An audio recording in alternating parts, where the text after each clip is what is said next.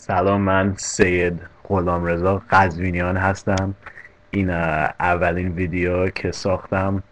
آمدم آنلاین یه خانومی پیدا کنم که باش رابطه داشته باشم، رابطه برقرار کنم. حالا ببینیم چی میشه. من از دانشگاه UCLA تحصیل شدم، رشته وومن استادیز خوندم و من از کباب خیلی خوشم میاد.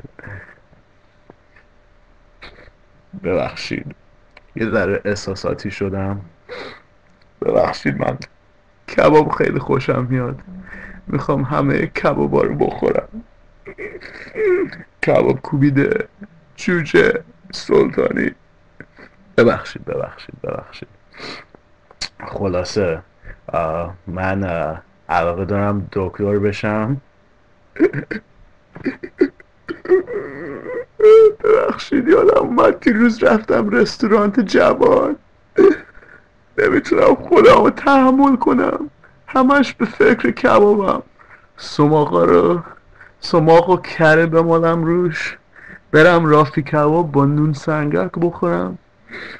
میخوام هر روز کباب بخورم، نمیتونم چیکار کنم.